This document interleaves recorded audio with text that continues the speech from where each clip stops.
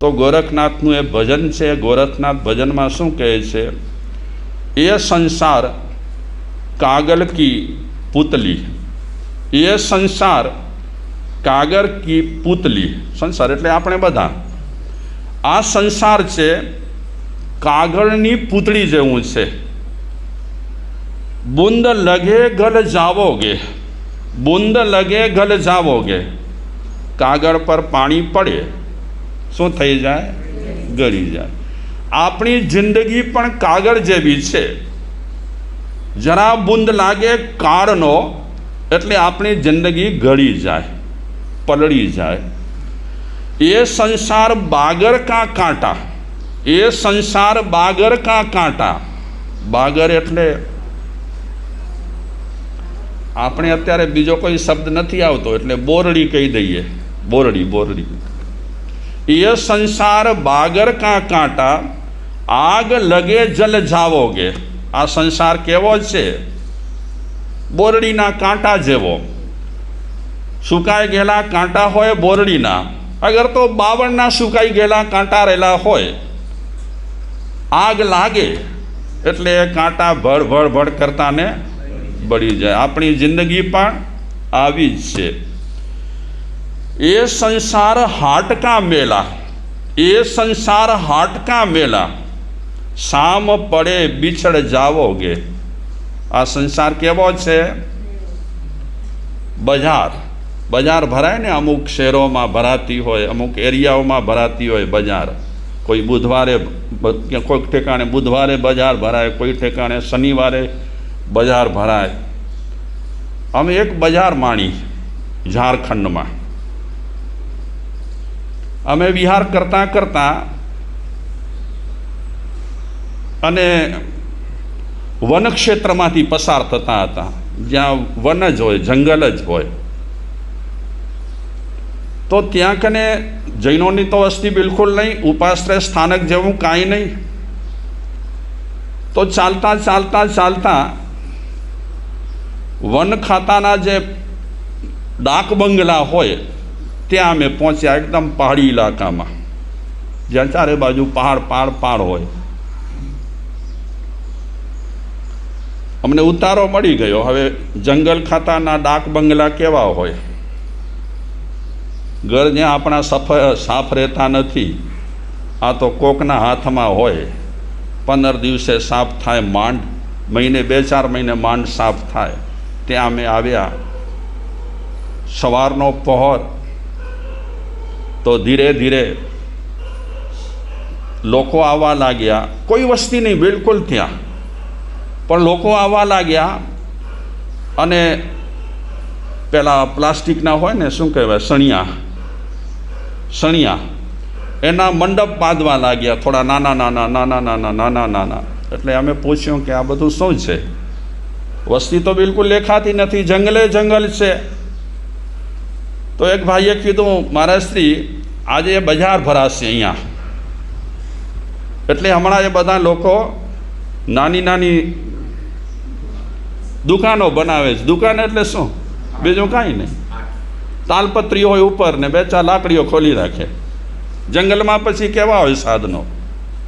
તો થોડી વારમાં તો કંઈક નાની નાની દુકાનો ઊભી થઈ ગઈ. રમકડાની દુકાનો, ખાવાની દુકાનો, પીવાની દુકાનો, કંઈક દુકાનો. 10-11 વાગ્યા અને લોકોની લાઈન લાગી.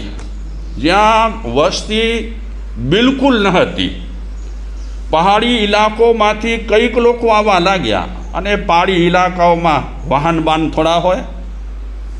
વહેલી સવારે નીકળેલા હોય પોતાના ઘરમાંથી, એ ચાલી પહાડો ઓળંગી અને અહીં સુધી આવે. ન સાયકલ હોય, ન સ્કૂટર હોય, કાંઈ જ ન હોય. તો એ લોકોની અવર જવર વધી. બપોર શરૂ થાય એનાથી પહેલાં તો પબ્લિક દેખાવા લાગી. કોઈ ભજીયા ખાય છે, કોઈ ગાંઠિયા લે છે, કોઈ કાંઈ લે છે, કોઈ કાંઈ લે છે, કોઈ જલેબી લે છે. પાણી નહીં આવે ને મોઢામાં. આવી રીતે બધા લોકો ખરીદી માટે આવવા લાગ્યા. એટલી ભીડ જામી. અમે તો એક દ્રશ્ય જોયો. નાના બચ્ચાઓ પણ ખરીદી માટે આવ્યા હતા, મા બાપ સાથે નહીં, એકલા પહાડી ઇલાકાઓમાંથી થેલી લઈને, પૈસા લઈને. મોટા હોય એ મોટાની ખરીદી પ્રમાણે ખરીદી કરે. આ નાના બચ્ચાઓને શું ખપતી હોય ખરીદીમાં? નોટબુક છે, પેન છે, રબર છે વગેરે. પણ સૌ પોતાની રીતે. આમાં અમે જોયું બાર્ગેનિંગ ક્યાંય નહીં, ક્યાંય બાર્ગેનિંગ નહીં. બાર્ગેનિંગ એટલે સમજો ને, હા, ભાવતાલ બિલકુલ નહીં. આટલા પૈસા આપ્યા, વસ્તુ લીધી. ભાવતાલ જરાય નહીં. ભાવતાલ તો પૈસા વધે ને આપણી પાસે ત્યારે ભાવતાલ બહુ કરીએ આપણે, પણ આ પહાડી ઇલાકાઓવાળો ભાવતાલ બિલકુલ ન કરે. અને શાયદ એ લોકોને એટલો વિશ્વાસ હોય કે અહીં કને કોઈ છેતરપિંડી કરનાર નથી. તમે એમ ન માનતા કે શહેરી માણસો બહુ સદાચારી અને નીતિવાળા હોય. શહેરમાં તો સદાચાર અને નીતિ કેટલી છે એ સૌ કોઈ જાણે જ છે. આપણા ગામડાઓમાં પણ હજી નીતિ બીતિ બહુ હવે ટકી નથી, એ ધીરે ધીરે ખલાસ થઈ રહી છે. પણ અમે આદિવાસી સમાજમાં જોઈ નીતિ, આદિવાસી સમાજમાં અમે પ્રામાણિકતા જોઈ. મફતનું ક્યારે ખાય નહીં. અમારા ગુરુ મહારાજ જ્યાં પેટરબારમાં રહેતા હતા એ દર વર્ષે એક ભંડારો કરે. 15,000 થી 20,000 આદિવાસી લોકો જમવા માટે આવે. 15,000 થી 20,000 લોકો. 10 વાગે શરૂ થાય, દિવસ અસ્ત થાય એનાથી પહેલાં 15,000 થી 20,000 લોકો જમી જાય. ન એંઠવાડ, ન ઘોંઘાટ, પણ મફતનું ન ખાય. આમંત્રણ વગર જાય નહીં. આપણે આદિવાસીને જંગલી કહીએ છીએ, પણ હકીકતમાં હવે વસ્તી વચ્ચે રહેલો માણસ જંગલી થતો જાય છે, અને વસ્તીની બહાર રહેનારો માણસ હજી પણ કંઈક પોતાના આચાર વિચાર જાળવી રાખ્યા છે.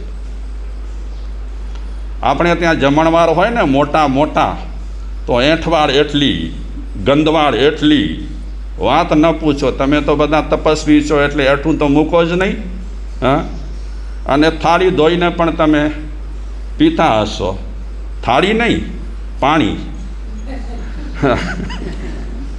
નહીં તો કે આજ હમણાંથી આ નાનજીભાઈ થાળી ધોઈને પી જશે. એક તો થાળીઓ ઓછી હોય.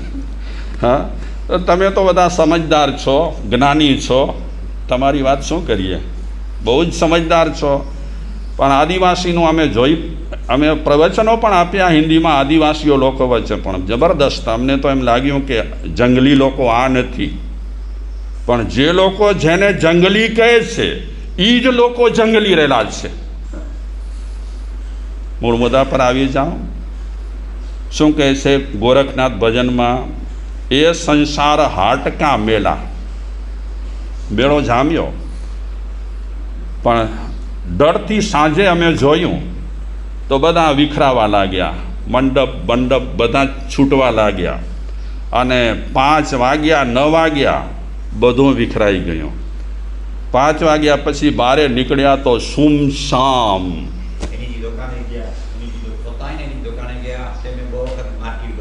હા, સુમસામ, બિલકુલ વાતાવરણ સુમસામ. ક્યાં ગયા એ માણસો? જાણે આપણને એમ લાગે કે આ તો સપનું હતું, આપણને એમ લાગે કે આ તો ચમત્કાર હતો કે આટલા માણસો દેખાયા અને આટલી વારમાં તો બધા માણસો. હવે સાંજે બહાર નીકળવું હોય તો ભારે પડી જાય એવું વાતાવરણ હતું. બોલો. તો ગોરખનાથ કહે છે કે આપણો આ સંસાર છે, આપણી આ જિંદગી છે એ કેવી છે? આવી રીતે બજાર ભરાતી હોય, હાટનો મેળો જામે, અને પછી સાંજ થાય એટલે આખો હાટનો મેળો વિખરાઈ જાય. સુરત હમારી ચડી ગગન મેં, છેલ્લી લાઈનોમાં કહે છે, એ જરા આધ્યાત્મિક છે વધારે. સુરત હમારી ચડી ગગન મેં અણહદ ઢોલ બજાएंगे. सूरत हमारी चढ़ी गगन में अणहद ढोल बजाएंगे. शरण मच्छंदर गोरख बोले, शरण मच्छंदर गोरख बोले, ज्योत में ज्योत मिल जाएंगे, ज्योत में ज्योत मिल जाएंगे. જોઈ લો, જૈનિઝમ અને આ ગોરખનાથનું ભજન સેમ છે. જૈનિઝમમાં શું કહે છે? આખરી બધા કર્મનો ક્ષય થશે અને માણસ જ્યારે સિદ્ધ થશે ત્યારે કેવો થઈ જશે? જ્યોતમાં જ્યોત મળી જશે. આ જૈન દર્શન કહે છે. જૈનિઝમમાં જે વાત કરી તે જ ગોરખનાથે પોતાના ભજનમાં વાત કરી કે આખર આપણે જ્યોત મેં જ્યોત મિલાએંગે, શેમાં સમાઈ જશું? જ્યોતમાં સમાઈ જશું. અનહદ ઢોલ બજાએંગે, અનહદ, અનહદ કોક એને અનલ હક કહે છે. જ્યારે માણસ આધ્યાત્મિક ક્ષેત્રમાં એકદમ ટોંચે પહોંચે ત્યારે એની સુરતા છે ગગને પહોંચે. એટલે શું સુરતા? એટલે તમે સુરતા સમજો? સુરતા, સુરતા એટલે શું? બહેનો પહેલાં પાણી ભરીને જતી, માથા પર હેલ હોય, બધી સાથે ઠઠામસ્કરીઓ કરે, બહેનપણીઓ સાથે વાતોચીતો કરે, પણ એમની સુરતા ક્યાં હોય? સુરતા ક્યાં હોય? એમની સુરતા હેલ પર હોય. તો સુરતા એટલે શું? ધ્યાન. તો ગોરખનાથ કહે છે અમારી સુરત છે, સુરત પેલી ગુજરાતમાં છે એ સુરત નહીં, હા, પણ અમારી સુરત એટલે અમારું ધ્યાન ગગનમાં, એટલે ઊંચે જશે, હાઈ લેવલે. અત્યારે તો આપણા વિચારો એટલા હાઈ લેવલે હોય પણ ખરા ન પણ હોય. આપણે તો હમણાં શું કરીએ છીએ?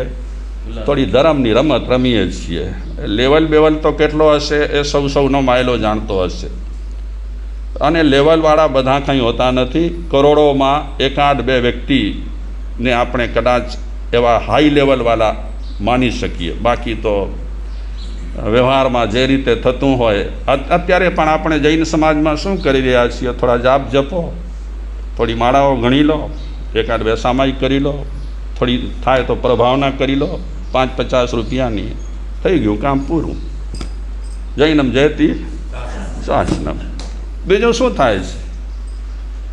આપણે તો ધર્મ ધ્યાન પણ કરીએ છીએ અને ધર્મના ધ્યાનના નામે લડીએ પણ છીએ, ઝઘડીએ છીએ. તોજો બરાબર ને મૂજો બરાબર, મૂજો બરાબર ને તોજો બરાબર ને, આવું ચાલે છે. એટલે આપણી સુરતા હજી ખપે તેવી નથી. આ તો જેમ જેમ આપણો સમય જશે તેમ તેમ સુરતા આપણને સાથ આપશે. આપણે કોક વસ્તુ પર કેન્દ્રિત થશું, અને જ્યારે આપણે કોક વસ્તુ પર કેન્દ્રિત થશું ત્યારે આપણા વિચારો પણ લેવલ પર જશે, ઉપર. અને ત્યારે અનહદ ઢોલ બજાએંગે, ત્યારે આપણામાં એક ઢોલ વાગશે અનહદનો. અત્યારે આપણે જાપ સ્થૂળ કરીએ છીએ. કયા જાપ? અજપા જપ નહીં. અત્યારે આપણે ઉપાંશુ જાપ પણ નહીં. અત્યારે આપણે બધા ભાષ્ય જાપ કરીએ છીએ. પણ જેમ જેમ સાધકની પ્રગતિ થતી જાય તેમ તેમ ભાષ્ય જાપ છૂટે, પછી ઉપાંશુ ને વગેરે વગેરે જે બતાવ્યા છે જાપો, અને છેલ્લે આવે અજપા જપ. જીભ પણ ચાલે નહીં, હોઠ પણ ચાલે નહીં, બાજુવાળાને ખબર ન પડે છતાં અંદર અંદર અંદર અંદર ચાલતું હોય. અને અણહદ ઢોલ બજાએંગે, જ્યારે આપણે અંદર ઉતરી જશું ત્યારે એક અવાજ આવશે, જબરદસ્ત અવાજ આવશે. અને તે સમયે આપણી આધ્યાત્મિક પ્રગતિ એટલી જોરદાર હશે તો છેવટે આપણે બધા કર્મનો ક્ષય કરી અને જ્યોતમાં જ્યોત બળી જઈશું. ચાલો, આપણે આટલી મોટી મોટી વાતો કરવા માગતા નથી. હા, ચાલીએ આગળ. આટલી બધી મોટી વાત કરવાનું કારણ એ, માઇકલ જેક્સનની વાત કરી. જિંદગી ક્ષણભંગુર છે. આપણે કોઈ પણ ગેરંટી આપી શકતા નથી કોઈ પણ વસ્તુની. બીજી બધી વસ્તુની ગેરંટી અપાય, પણ આપણા શરીરની આપણે કોઈ ગેરંટી આપતા નથી. ઘણા લોકો કહે મારે સાહેબ મને હજુ 100 વર્ષ સુધી કાંઈ વાંધો આવે તેમ નથી. ઘરે પહોંચે ને આપણને સમાચાર મળે કે ઉપડી ગયા, ઉલરી ગયા. હા, હમણાં થોડી વાર પહેલાં કહેતા હતા મને આ વાંધો આવે તેમ નથી. ઘણા વર્ષો પહેલાંનો એક મને પ્રસંગ યાદ આવે. અમે ગોધરા હતા. એક ભાઈએ કીધું કે મારા સાહેબ હવે 1-2 વર્ષમાં નિવૃત્ત થઈ મુંબઈનું બધું વીંટી કરી અને કચ્છમાં રહેવું છે. છેલ્લી જિંદગી છે એકદમ શાંતિથી અને ધર્મ ધ્યાનથી પસાર કરવી. હવે એ ભાઈ ગયા હશે ઘરે, અને પછી અણહદ ઢોલ વાગ્યો, હા, અને ઉપડી ગયા ઉપર. થોડી વાર પછી સમાચાર મળ્યા કે હમણાં જે ભાઈ આવ્યા હતા એ ગયા. હવે બિચારાએ ગોઠવણો કરી હતી કે 2 વર્ષ પછી કચ્છમાં રહીશ ને ધર્મ ધ્યાન કરીશ ને. लोग कहते हैं पल की खबर नहीं, लोग कहते हैं पल की खबर नहीं, मगर हम कहते हैं कल की खबर नहीं. नहीं, ऊँधो बोलियो हूँ। लोग कहते हैं कल की खबर नहीं और महापुरुष कहते हैं पल की खबर नहीं। આપણે કાલનું વિચારીએ, મહાપુરુષો કહે છે ભરોસો જ નથી, પલનો ભરોસો નથી. આળસુ માણસો શું કહે ધર્મ ધ્યાન માટે કે સારા કામ માટે? આજે નહીં, કાલે કરીશું. મારા સાહેબ ચોમાસામાં લાભ લેવાની ઈચ્છા છે પણ હમણાં નહીં, પર્યુષણ પછી.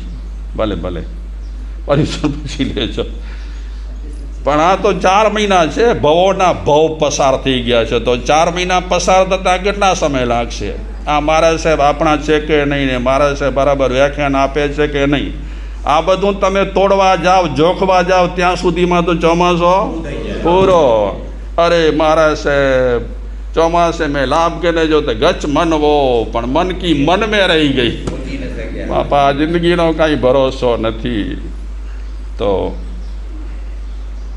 पल की खबर नहीं है.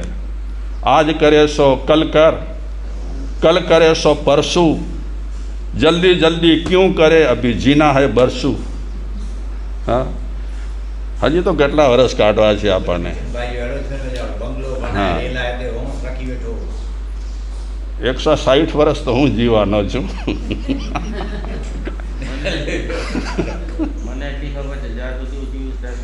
અહીં તો અહીં બરાબર મારા आज करे सो काल कर, काल करे सो परसों, जल्दी जल्दी क्यों करे अभी जीना है बरसों. હજી તો ઘણા વર્ષ સુધી જીવવાનું છે. આ માપરની માની ખાવી છે.